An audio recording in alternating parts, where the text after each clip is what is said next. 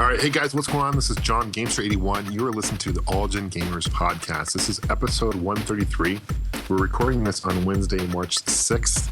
I'm here with Jason Heine of the EMA Review. What's up, Jason? Hey guys, how are you doing? So unfortunately, both Pete and Jason, Metal Jesus Rocks, they've got prior engagements tonight. So we're the two of us, but we are honored to be joined by one of my favorite shows on YouTube, guys. You guys need to check the show out. The production quality is amazing. The scripting's quality. And we're joined by Living in 8-Bit. What's going on, guys? Yo. How are you? Good. So Mixed Nut Productions actually is kind of their, basically your website, right? And your show. Yeah, so that's what our moniker has been probably. Ponner was one of the original guys involved. We've been doing this since 94, 95. So let me say your guys' names real quick so the listeners know who you guys are. We got Mike. Yes, that's me. Good. We got Ponner. What's up, buddy? Ahoy, hoy. And we got Joe, who goes by Jobo Cop, which is great, man. What's up, Joe? What's up? How are you? Good. So thanks for joining us first and foremost. So tell us, the listeners who may not be familiar with your show, how it kind of got started and what you guys do. Okay, I guess I'll take that one. You'll take all of them. So, I'm an independent freelance videographer in the South Jersey area. We're from the Philadelphia area of Jersey, which a lot of people tend to forget about, that area of New Jersey. So I've been interested in filmmaking and the performing arts ever since I was in middle school, probably. And so I've been making movies for a lot of my life, independent films, comedy, drama, serious, you name it, music videos. And I had actually just completed production. This was in 2009 on it was my second feature film as a director, and it was called No Footing.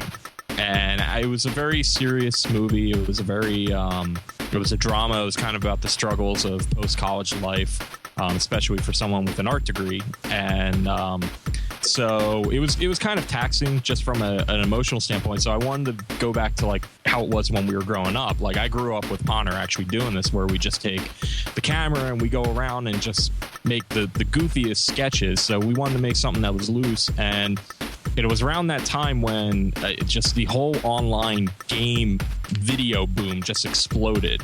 Like James Rolfe with the Angry Video Game Nerd had been around for a little bit. That was right when the Nostalgia Critic was growing to what he is now. And so we figured, like, all right, well, let's take a stab at web series. I was always resistant to YouTube for a while.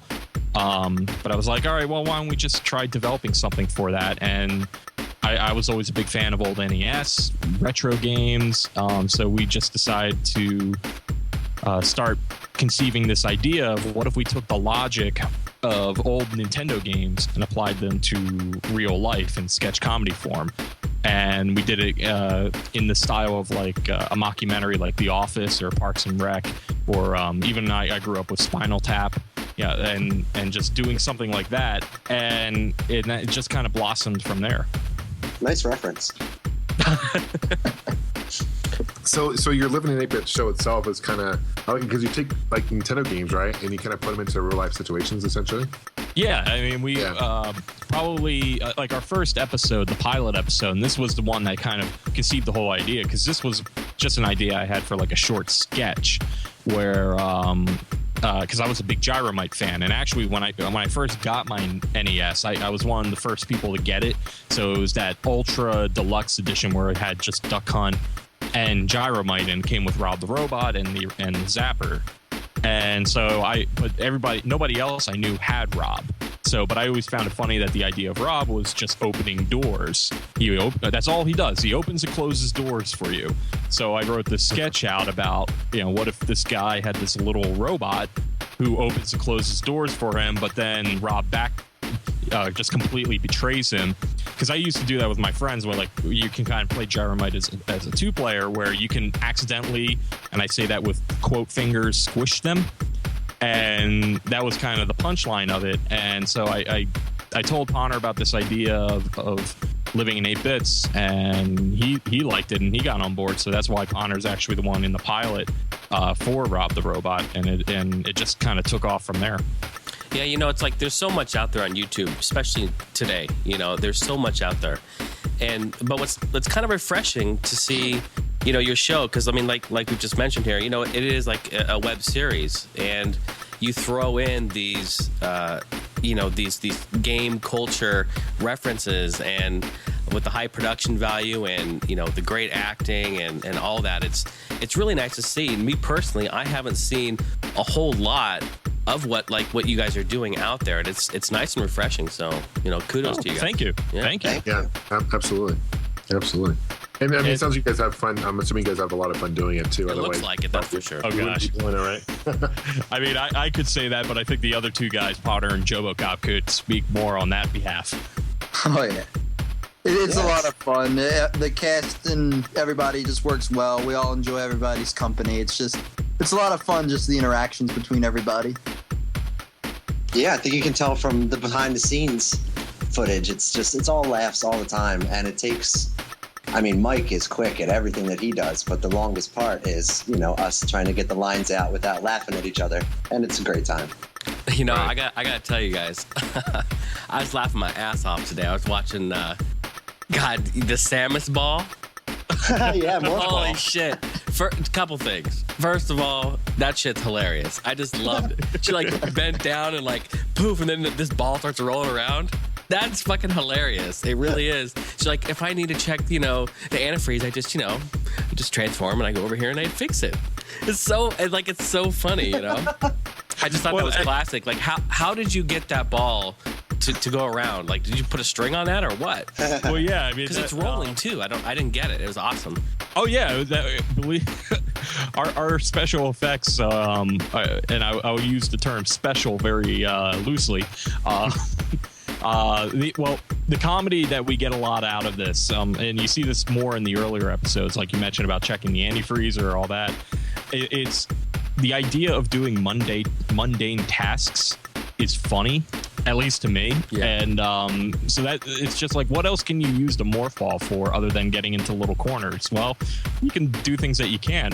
So I came up with this idea for it, and I actually just went to Target, and in the toy section they have those giant, just bouncy balls. Yeah, and just stacked up, right? They're like, oh yeah, ceiling. yeah. I know exactly what you're talking about. And so that's where I got it, and it's literally fishing line and Scotch tape on it, and actually, because we filmed that episode the same day we filmed the second Greg Belmont episode, which is number 13. And it's Jeff, who plays Greg Belmont, actually the puppeteer for just dragging the fishing line and dragging the ball across. Yeah, just literally across the asphalt. And in that instance where there's a shot where the ball kind of goes around the car, we have Lori, who was playing Samus, kick the ball forward, and then Jeff on the other end then wrangling in the fishing line, and we just tried to figure out the physics of it, of how to pull it in. It's so silly and how we do these things, but it makes us laugh. It's always the behind the scenes stuff. But it worked out perfect, and I couldn't tell. I couldn't see anything. I thought it was hilarious. Yeah. Well, we also used a little. I won't lie. I actually used a little After Effects to paint out the string, because you could see the fishing line in some of the shots. Well, you gotta do what you gotta do. So, Yeah. so how long does it take you from beginning, from the planning stages to, filming to editing, like all said and done? How long does it take you on average episode? Oh gosh, it's so varied. Our episodes, it seems like the ones that go the fastest are the ones that we just do spur of the moment, and then those spur of the moment ones end up being the most classic ones and the funniest ones. Like, but in so many cases, we will just get an idea randomly. I'll sit down and be playing an NES game, or somebody else will be playing a game, and they'll give an idea. Like, probably a good example, the Bubble Bobble one we did, which is number 31, I think.